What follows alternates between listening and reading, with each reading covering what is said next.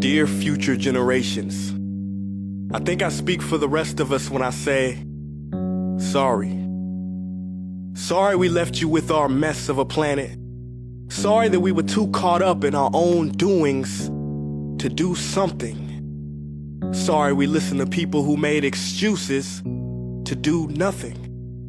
I hope you forgive us. We just didn't realize how special the earth was. Like a marriage gone wrong, we didn't know what we had until it was gone. For example, I'm guessing you probably know it as the Amazon desert, right?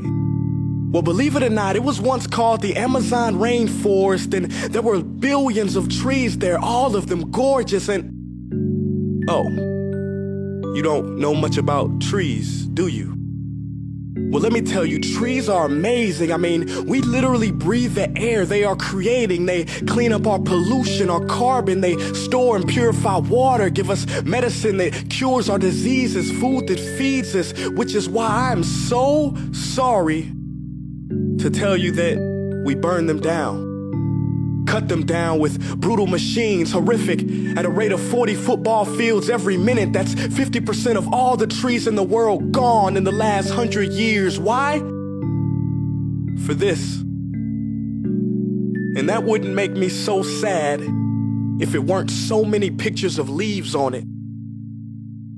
You know, when I was a child, I read how the Native Americans had such consideration for the planet that they felt responsible for how they left the land for the next 7 generations.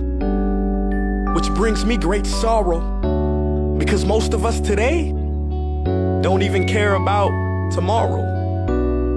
So I'm sorry. I'm sorry that we put profit above people, greed above need, the rule of gold above the golden rule. I'm sorry we use nature as a credit card with no spending limit, overdrafting animals to extinction, stealing your chance to ever see their uniqueness or become friends with them. Sorry we poison the ocean so much that you can't even swim in them.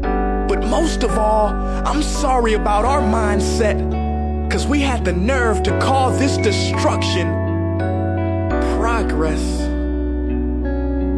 Hey Fox News, if you don't think climate change is a threat, I dare you to interview the thousands of homeless people in Bangladesh. See, while you were in your penthouse nestled, their homes were literally washed away beneath their feet due to rising sea levels. And Sarah Palin, you said that you love the smell of fossil fuels. Well, I urge you to talk to the kids of Beijing who are forced to wear pollution masks just to go to school. See, you can ignore this, but the thing about truth is, it can be denied, not avoided. So I'm sorry, future generations. I'm sorry that our footprint became a sinkhole and not a garden. I'm sorry that we paid so much attention to ISIS and very little to how fast the ice is melting in the Arctic. I'm sorry we doomed you, and I'm sorry we couldn't find another planet in time to move to. You know what? Cut the beat. I'm not sorry. This future, I do not accept it, because an error does not become a mistake until you refuse to correct it. We can redirect this. How? Let me suggest that if a farmer sees a tree that is unhealthy, they don't look at the branches to diagnose it, they look at the root.